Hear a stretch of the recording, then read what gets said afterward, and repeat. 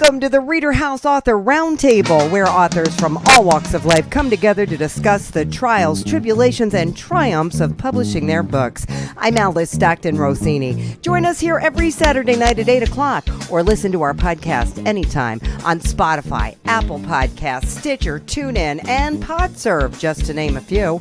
The Author Roundtable is sponsored by ReaderHouse Online Bookstore, where independent new authors come first. And Rieger has been writing for 3 decades, mostly in the same genre. And after his first attempt at publishing didn't go as expected, he's hoping things will be different with his new publisher, Fulton Books. Now, the name of your book is How Not to Date or Marry the Mentally Ill. Did you have a bad experience? Pretty much, Alice, I am the bad experience. Oh. So people like me are the bad experience. And so I wrote it for people who have grown up in mental illness. And I wrote it for people who did not grow up in mental illness and need to be aware of what they're looking at when they go to date and are planning to marry someone, instead of just the surface view of people. I wanted to give folks a deeper dive look at how to really spot when somebody is suffering from psychological issues, even though they may not know themselves they are. And the reason why is, I've kind of looked over the years to see what has been going on in our nation and what's going on in relationships and communications. And I said, we got to figure out how to get control of mental illness in America. Because it's really affecting everything we do in our daily lives. And so I looked at the causes of it, where it affects us, and how to bring awareness more than anything else to the communication between people. Because a lot of folks who didn't grow up in mental illness, they don't really know what they're looking at. And because most people are never exposed to psychology, psychological information, therapy, things like that, they have no idea as to how to spot somebody who grew up in mental illness, who's suffering from psychological issues, who has experienced major traumas. They don't know what they're looking at when they go to date them. And so I wanted to bring the information to the table so we can start talking about it and helping people get through it. Whether you have your own psychological issues you're dealing with or not, being aware is the first key. Educating yourself is the first process. What do you look for? What's a sign? There's quite a few, actually, and they can be very complicated. So what I do in the book is I have over 800 questions that I have created for people to go through as they're dating, to start to really dig out the secrets that a lot of mentally ill people don't want you to know about them. And by doing that, you're going to be communicating on a level they've never seen before. They've never heard before. They have no idea of how to answer a lot of the questions you're going to be asking them, that I put in the book for people to give them a guide, a roadmap, to say, okay, this is how we start to communicate, to understand each other better and to understand the secrets that the mentally ill try to keep from you. And that's one of the big issues in marriage and divorce, is some of the top reasons why people get divorced is lack of communication, lack of intimacy, things like that, because people with psychological issues do not want to open up and explain to you where they've come from, the kind of abuse they've received, the kind of traumas they've gone through. A lot of them aren't even aware themselves that it was as serious as it was, because when you receive and experience serious trauma, especially as a child, you bury that. And sometimes you don't remember it for decades. And so when you're communicating with them, they may seem like they're not willing to share, to communicate on certain areas, especially about family members, other issues that they've dealt with in their lives. And those are some of the signs of what you're looking at when you're communicating with somebody while you're dating that you really need to be aware of, because you could get yourself involved in a relationship with either a fog lifter or a chaos chaser. And if you get involved with those folks, uh, and you get seriously involved, you're going to have a really hard time. Give me an example. What's a chaos chaser? A chaos chaser is someone who grew up in mental illness, and they've never really come out of it. They're stuck in it. Their thinking and behavior, they just duplicate it as they become adults. And then if they start having children, then they duplicate the behaviors that their parents put on them. And so chaos chasers are, to me, very, very dangerous people to get involved with. As we all see on the 6 o'clock news, how many folks get into serious issues with romantic partners, sometimes even killed by romantic partners. So chaos chasers live in that world. And so when you grow up in mental illness, you're going to take two paths. You're either going to stay in chaos and live your life through chaos your entire life. And then the other side is fog lifters. And those are folks who at some point in their life come to the realization that they have psychological problems and they need to try to figure out how to correct them. Now, should you date a fog lifter or a chaos chaser, especially if you don't have psychological issues? I would say that's a hard no. You should not. Simply because once you get involved in the relationship with somebody who suffers serious psychological issues, they're going to do the damage that they're going to do to you no matter what. And you're not going to be able to stop that. And what I've seen in my life is people who do not suffer from psychological issues, they will get involved with either a chaos chaser or a fog lifter. And once they have children, then that's pretty much the end of the road for them. Getting out of that situation is virtually impossible. Right. Well, you know what? You also have people who want to fix people and they want to save them. That may be their own psychological issues. Right. And they probably grew Right. up in a home where there may have been alcohol, drug issues. Because when you grow up in a family like that, you're a caretaker. You learn to take care of a parent very early in your life. And so you become a kind of a savior-minded person. And so I've seen a lot of folks who think they can change other people, and it's not going to happen. And one of the big problems we have in this country is we don't have psychological education for children to help them get out of the induced psychosis of their parents. And so this is a perpetuating situation we're living through. And it affects all of us all day long in our lives, everywhere we go, and everybody we deal with. So this book is part of your effort. You want more mental education in schools, is that right? You have a bill that you want introduced into Congress. You've reached out to your Congress people, and this is all part of that. Correct, because I believe our psychological issues have been around since the beginning of time, and the behavior of the mentally ill is not changing at all. All the violence in our country goes right back to mental illness. And the only way I think we can change it, I wish adults could change themselves rapidly. But it doesn't happen that way. When you do figure out that you have psychological issues, it takes you decades to come out of that. It's not something that you just fix in a couple days. Right. So we have to get to the next generation, to the children. And so I've written the law, Psychological Education Act. I've submitted it to the First Lady, Jill Biden, submitted it to Jamie Raskins, Alexandria Ocasio-Cortez, other people. And we'll see how far it gets. You know, I'm not a very popular person, so I don't know if they'll listen to me or not.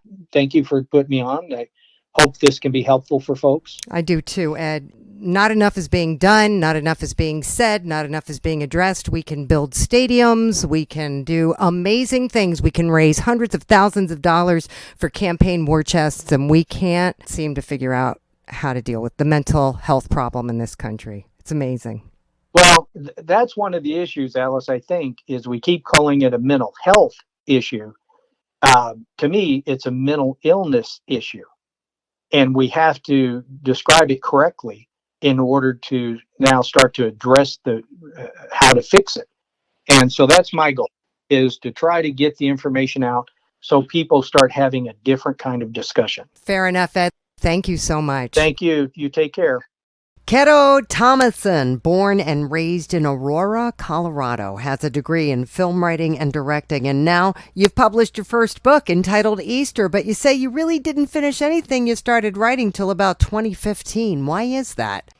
That's the year my high school sweetheart and I had actually broken up, so I used all that negative energy to write a feature script, and then with Easter, I started writing that in 2017 because I was at the end of my film school experience, and it was frustrating and giving me panic attacks and stuff. So I was doing that as an alternative, but then I finished out film school and everything. Oh, good for you. Thank you. Listen, at least you stuck with it. Yeah, for sure. Well, and there were definitely times I wanted to quit, but just kind of figured, well, what else am I going to do if I don't finish this at least? Right, right. What inspired this book? So I actually was reading Stephen King's Gerald's Game. Okay. And I'm like not a huge reader, admittedly, but I was just kind of like, I'd heard good things about it, and so I just read it, and then when I was done with it, I was like, this like seems doable. Like I always thought like Stephen King books were like way more heavy-handed than that one ended up being. So that's what made me start writing a novel, and then the other one was Quentin Tarantino's Hateful Eight. I saw that in the theater, and I was just kind of like, oh, like I liked what he did there. Maybe I can do something with like this as well. And so that's the main two that got me going with that. So tell me the story. So the story of Easter is about a kid with rage issues who lives in the mountains with his family, and Easter comes along and his mom's side is coming up to visit and celebrate with them. And the story begins with a prologue talking about how something awful happened, a massacre of sorts, and so the whole story, something's going to happen, but you're not really sure who's going to do it, sort of thing. Okay. So as the story goes along, you think it's probably the protagonist, but then there's other family members where you're like, well, hold on, like they have their issues as well. And so it's kind of just like playing mind games with the reader until everything kind of goes wild. Well, what kind of stuff is going on? It's mainly a family drama. That's at its core. That's what it is. That's just kind of the human side of it. So, well, you talk about Alec as your main character, right? Mm-hmm. And he's got sinister urges. What's up with that? So mainly that all stems from his just rage issues. He's just trying to manage his anger. He's just a very frustrated kid. He's always felt like he kind of just gets the short end of everything. His mom in particular just grills him a lot, and he just can never feel like he's doing anything right. And he's just like, he's a loner, no friends at school, and his outlook on life is just very bleak, so he doesn't really feel like he has a lot to live for or maintain. But then just like the family dynamics too are kind of just what builds up his rage and just, doesn't help his mental health by any means. Well, he was bullied and rejected. It sounds like, from what I'm reading, he wasn't having fun at home or at school. What kind of crazy stuff is going on in his family? Honestly, nothing too, because it's definitely a story that kind of like questions the like nature versus nurture side of things. Okay. Because, there's plenty of people who go through, terrible abusive home lives with parents who were drug addicts and stuff like that. And they find a way to be functional and loving and optimistic. And then, on the flip side of that, there are plenty of serial killers that came from families where they were never actually hit as a kid. So it kind of just is that's one of the themes I'm tackling there is, you know, is it nature, or is it nurture, or is it like a mix and stuff? So, you know, by Alec's nature, he's just kind of learned to be just angry. Like I pictured him as being an angry kid kind of just to start with, but then just the way life's gone where he's been a pariah and, you know, he just doesn't fit in with his family has just kind of made things worse. But he was raised right, so he knows that going about things in a violent way isn't the way to go about it, right? Okay, because he's fighting becoming another rampage killer in American history. I mean, this is very dark. Yeah. That's some serious demons. Yeah, and I wanted to make sure to do a story that was relevant because I haven't really heard of any stories that touched on these kind of subjects, right? I think I think a lot of people tend to shy away from them just because, you know, it is a sensitive subject. It is very controversial, but I also feel like, you know, if artists aren't at least touching the subjects, then, you know, people can't quite find a way to like process it and maybe even find some kind of like solutions in there, right? I feel like we're just too like problem and solution minded instead of just kind of like seeing a little bit more of the big picture of things. You said you're from Aurora? Oh, yes, ma'am. Isn't that where the guy came in and shot up the movie theater? Yep, that was in my hometown, and that's actually partially why, you know, I kind of wanted to write a story like this because, you know, that did hit close to home. I knew a few people who were there. I didn't know any of the victims, fortunately, but, you know, one of them was my old neighbor's boyfriend, and then like as life's gone on, I've met people who were there who I went to the film school with them, and some of them were there, or some of them knew some of the victims, you know, and it's just Wow. like, it's definitely one of those things of just like seeing how it affects the community firsthand as well. That's scary. Yeah. Well, and I went to that movie theater when I was a kid. We actually went and saw Tarzan there, you know, way back in the day. And then the mall next door to that, like, I still frequent it. But yeah, that's definitely my neck of the woods. Well, listen, I wish you the best of luck with this. You are tackling a difficult subject, but I think it's an interesting one, and certainly one that would provoke conversation, right? Exactly. Like, so I used it as like my own, like how I kind of went through life a little bit. Like Alec is definitely based on me for the most part. I had to learn how to manage my own temper and rage issues that I've had, and I used a lot of music to kind of help me process that and stuff. And what I learned from, you know, aggressive forms of music was to take that kind of stuff you're feeling and just like make sense of it and, you know, create something positive out of it, and don't go out there and do something that's going to hurt people, because that's not going to do anything for you. You just need to give yourself a purpose that's going to help you make peace with everything. Good. And so that's kind of like what the book ends up tackling near the end. Excellent. Good job. Thank you. You're going to keep writing, right? Yes, absolutely. Yeah, I definitely need to keep creating stuff just to kind of maintain my own sanity. Regular day jobs just won't do it for me, even though they pay the bills. Right. Are you able to go out and talk about this book? Yeah, I've been going out to coffee shops and trying to find events and just trying to find a way to be in front of people who could be potential readers. And just like, you know, showing face, because I feel like a lot of people now just kind of stick to social media, and then you just kind of get lost in the algorithm, right? Yes, So I know that. yeah, so for me, it's definitely a big thing of just like going out there and just letting people know that you're also a person, and just kind of using your personality to sell whatever you have, even if like it's a story that's dark like mine. Because I was influenced by a lot of musicians, and in particular independent rap artists who they didn't go with a record label. They just went out there and hustled on their own, and they didn't have anything to lose. So they just kind of went for it, and, they just interacted with their community, and it just grew from there. That's a great idea. Have you had any luck?